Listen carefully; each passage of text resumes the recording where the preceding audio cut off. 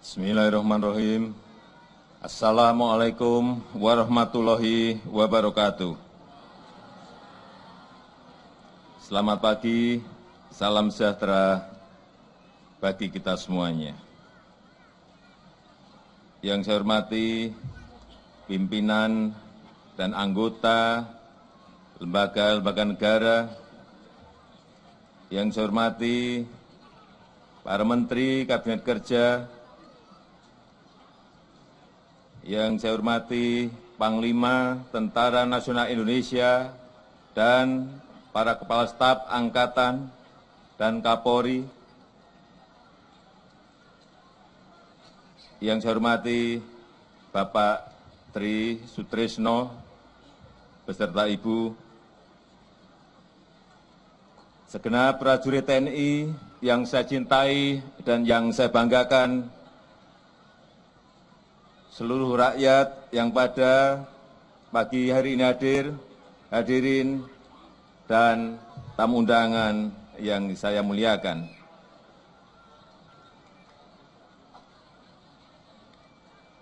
Atas nama negara, pemerintah, dan juga pribadi, saya menyampaikan ucapan selamat ulang tahun kepada segenap anggota dan keluarga besar TNI, Tentara Nasional Indonesia, dimanapun saudara berada dan bertugas.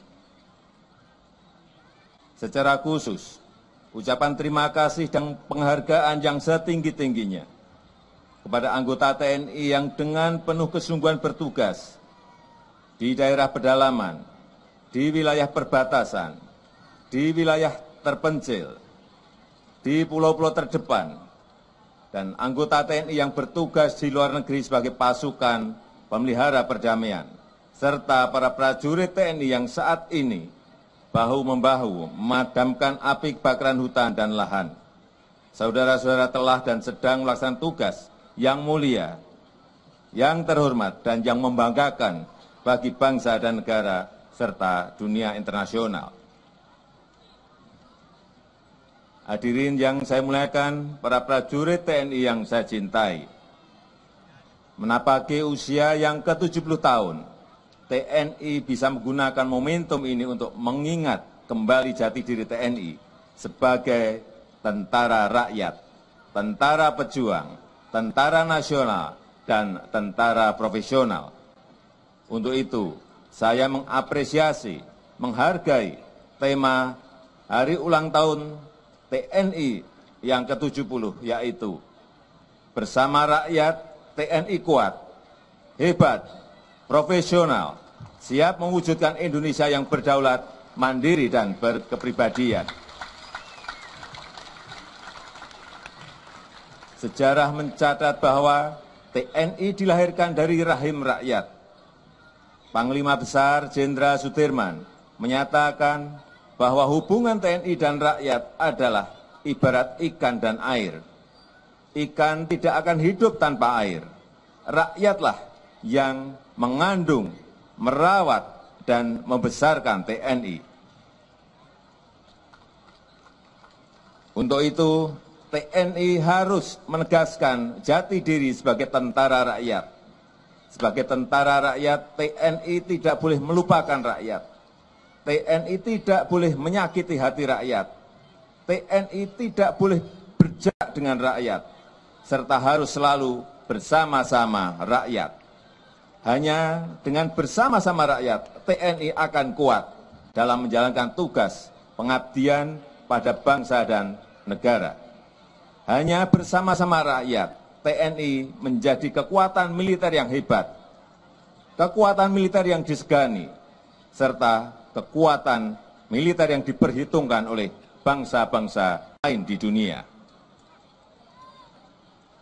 Selain itu, dalam darah TNI juga mengalir jati diri sebagai tentara pejuang.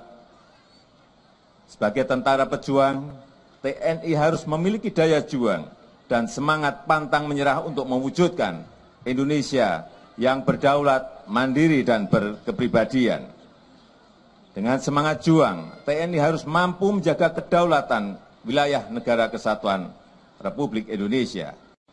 TNI harus mampu menghadapi para penjara sumber daya laut dan perikanan kita. TNI harus mampu menjaga perbatasan dan TNI harus mampu menjaga pulau-pulau terdepan kita. Hadirin yang saya hormati, anggota TNI di seluruh tanah air yang saya banggakan. Sebagai bangsa yang majemuk, kita harus bangga memiliki tentara nasional. TNI harus menempatkan diri sebagai perekat kemajemukan dan menjaga persatuan Indonesia. Sebagai tentara nasional, TNI tidak boleh tersekat-sekat dalam kotak suku, agama, dan golongan. TNI ada satu, yakni tentara nasional yang bisa berdiri tegak di atas semua golongan, mengatasi kepentingan pribadi dan kelompok yang mempersatukan ras, suku, dan agama dalam mewujudkan cita-cita kemerdekaan. Bersama-sama rakyat TNI harus terus menjaga Kebhinneka Tunggal Ikaan. Hanya dengan itu, Indonesia bisa menjadi bangsa yang kuat, bangsa yang disegani. Hal itu perlu saya tekankan karena bangsa kita bukan hanya menghadapi tantangan di bidang politik, keamanan, dan ekonomi, namun juga menghadapi tantangan dalam mengelola kemajemukan. Kemajemukan bisa menjadi kekuatan yang dahsyat jika kita mampu menjaganya dengan baik. Banyak bangsa yang harus menghadapi takdir sejarah, terpecah-pecah, tercerai-berai, karena tidak mampu menjaga kemajemukan. Ini tidak boleh terjadi di bumi pertiwi Indonesia. Bumi pertiwi Indonesia. Dan perbedaan janganlah menjadi sumber konflik. Kemajemukan seharusnya semakin melengkapi atas kekurangan dan kelebihannya masing-masing. Sehingga keragaman justru menjadi perekat bangsa, menjadi energi kolektif mencapai kemajuan bangsa. Kita harus mampu menjadikan kemajemukan itu sebagai kekuatan kita dalam menyongsong masa depan. Hadirin yang berbahagia, prajurit TNI yang saya cintai, saya membayangkan dalam 5 tahun mendatang pembangunan kekuatan pertahanan tidak hanya ditujukan untuk memenuhi kekuatan pertahanan minimum dalam pertahanan negara trimata, terpadu, tetapi juga ditujukan untuk memperkuat jati diri sebagai negara maritim dengan membangun TNI sebagai kekuatan maritim regional yang disegani di kawasan Asia Timur. Dengan berbagai upaya itu, kita berharap agar TNI lebih siap dalam menghadapi corak peperangan masa depan di tengah kondisi geografis khas negeri kita sebagai negeri maritim. Karena itu kita perlu meningkatkan kapasitas pertahanan nasional melalui pembentukan TNI yang profesional. Sebagai tentara profesional, prajurit TNI harus benar-benar terdidik dan terlatih. Prajurit TNI harus terus-menerus meningkatkan kemampuannya dengan melakukan latihan-latihan yang berkesinambungan. Untuk membangun kekuatan pertahanan kita harus bisa memenuhi kebutuhan alutsista secara terpadu di ketiga matra pertahanan. Saat ini hampir semua negara berlomba-lomba untuk memajukan teknologi pertahanannya. Kita juga melakukan upaya membangun postur pertahanan TNI yang makin kokoh, alutsista makin lengkap dan makin modern. Modernisasi teknologi pertahanan memang diperlukan untuk terus-menerus mengimbangi kemajuan zaman. Kita juga sedang mewujudkan kemandirian pertahanan dengan mengurangi ketergantungan impor kebutuhan pertahanan melalui pengembangan industri pertahanan nasional. Kemandirian pertahanan kita bangun melalui diversifikasi kerjasama pertahanan sesuai dengan kepentingan nasional kita.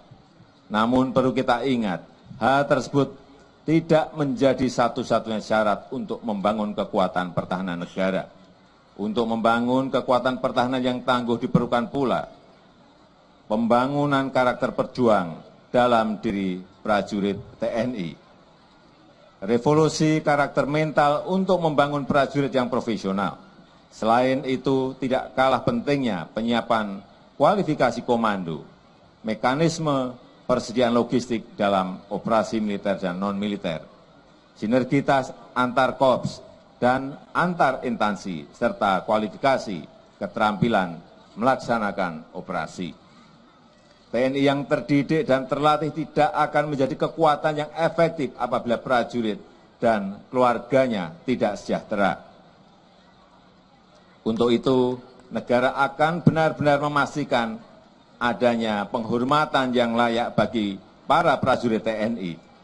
Pemerintah akan memberikan perhatian pada prajurit-prajurit TNI yang bertugas di kawasan perbatasan, pulau-pulau terdepan, serta kawasan-kawasan terisolir. Hadirin yang saya muliakan, segenap anggota TNI yang saya banggakan. Akhir kata, saya minta kepada seluruh prajurit TNI untuk terus meningkatkan kemampuan, meningkatkan profesionalisme, meningkatkan kesiapsiagaan dimanapun kalian berada dan bertugas. Mari kita jaga, mari kita pelihara keutuhan dan kekompakan TNI. Peliharalah dan jagalah terus kemanunggalan TNI dengan rakyat. Karena bersama rakyat TNI kuat. Pegang teguh amanat Sabta Marga dan Sumpah Prajurit. Jadilah TNI yang berjuang, yang dicintai dan mencintai rakyat. Dirgahayu Tentara Nasional Indonesia. Sekian, terima kasih. Wassalamualaikum warahmatullahi wabarakatuh. Siap!